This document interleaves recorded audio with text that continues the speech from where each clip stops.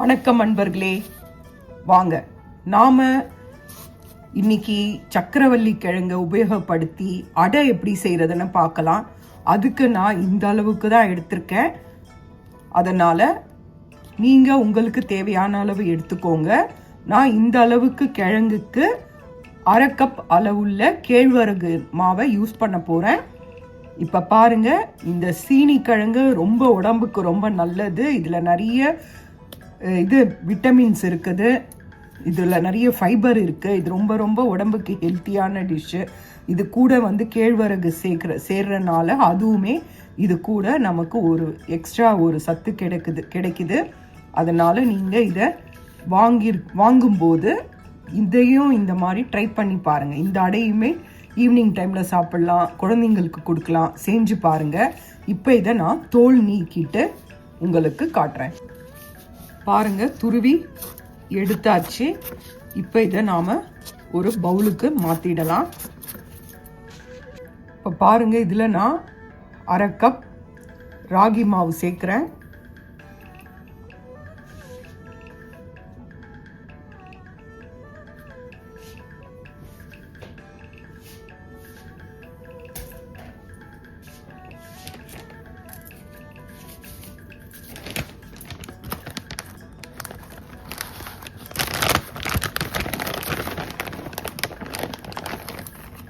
ரெண்டு table spoon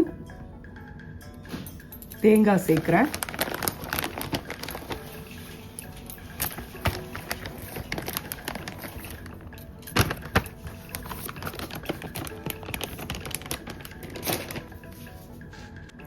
இப்போ இதில் ஏலக்காவை பொடி பண்ணி போடுறேன்.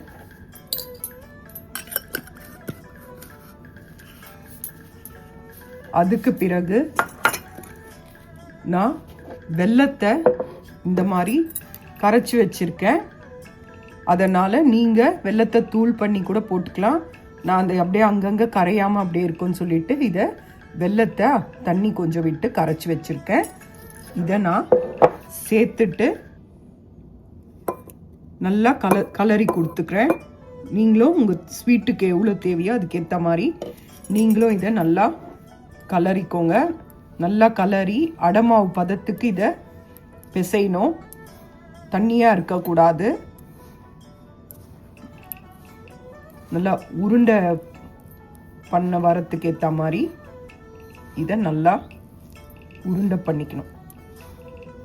இந்த வெள்ளை கரைசல்லையே இதை நல்லா பிசைஞ்சு இதை பாருங்கள், பிடிமானம் வருது பாருங்கள். இன்னும் கொஞ்சம், ஏன்னா அதிகமாகவும் விட்டுடாதீங்க. அதனால் அதிகமாக விட்டாலும் யோசிக்காதீங்க, கூட கொஞ்சம் மாவு கலந்துக்கோங்க. எதுக்கும் பொறுமையாக விட்டிங்கன்னா நமக்கு அந்த சிரமம் ஏற்படாது. இதை பாருங்கள், நல்லா உருண்டை பண்ண வந்துடுச்சு. இப்போ நான் இருக்கிற மீதி வெல்லத்தையும் நான் இதில் போட்டுக்கிறேன். உங்கள் ஸ்வீட்டுக்கு ஏற்ற மாதிரி போட்டுக்கோங்க. ஏன்னா நான் 1/2 கப்பு தான் எடுத்திருக்கேன். அதுக்கு நான் ஒரு 3 டேபிள் ஸ்பூன் வெல்லம் எடுத்திருக்கேன். அதுதான் தண்ணி விட்டு கரைச்சி எடுத்திருக்கேன். அதனால் நீங்கள் உங்கள் ஸ்வீட்டுக்கு ஏற்ற மாதிரி இதை கூட சேர்த்துக்கோங்க.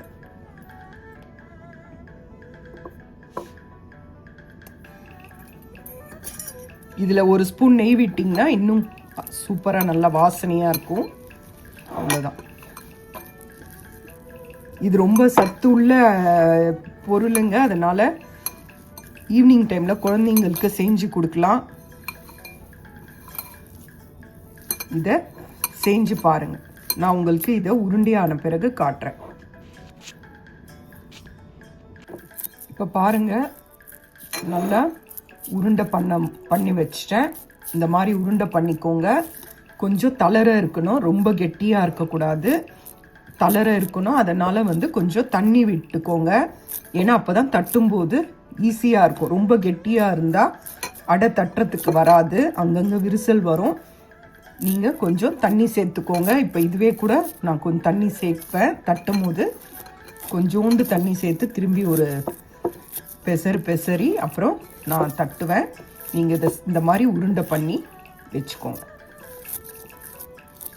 இது ரொம்ப நல்லா இருக்கும். இதை செஞ்சு பாருங்கள்.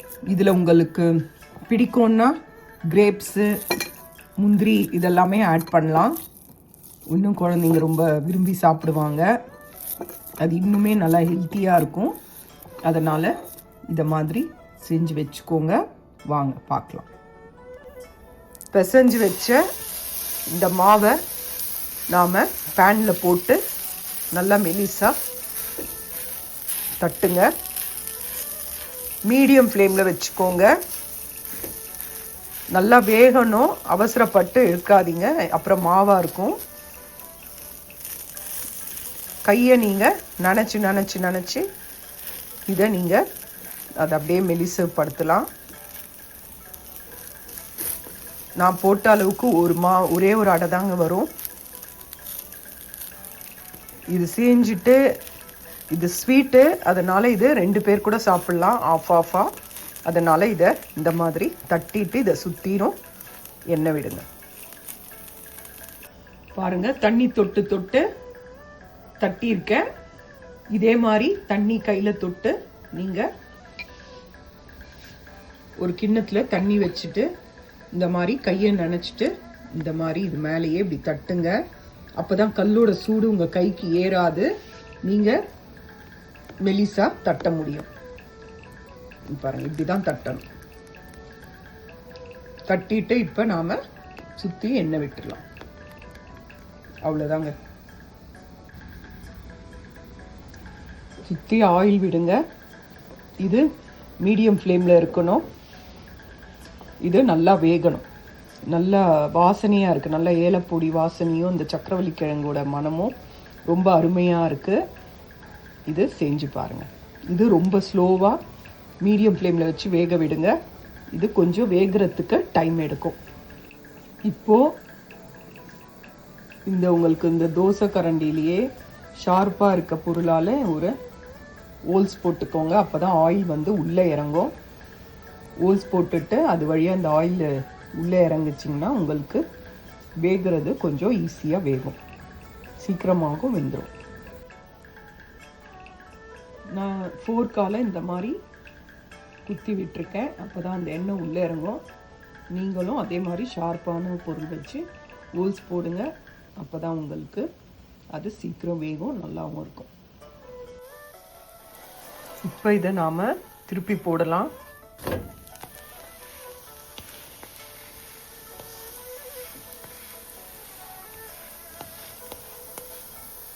பாருங்க, நல்லா வெந்துச்சு பாருங்க, கலர் சேஞ்ச் ஆயிடுச்சு பாருங்க. திருப்பி போட்டு இப்போ எண்ணெயை திரும்பியும் ஒரு ஸ்பூன் எண்ணெயை விடலாம். பாருங்க, அடை ரெடி ஆயிடுச்சு. இதை செஞ்சு பாருங்க. செஞ்சு பார்த்துட்டு இது அடை ரொம்ப நல்லா இருக்குங்க, நல்லா கிறிஸ்பியாக இருக்கும். செஞ்சு பாருங்க. செஞ்சு பார்த்துட்டு இது சாப்பிட்டுட்டு உங்களுக்கு இந்த வீடியோ பிடிச்சிருந்தா லைக் பண்ணுங்கள்.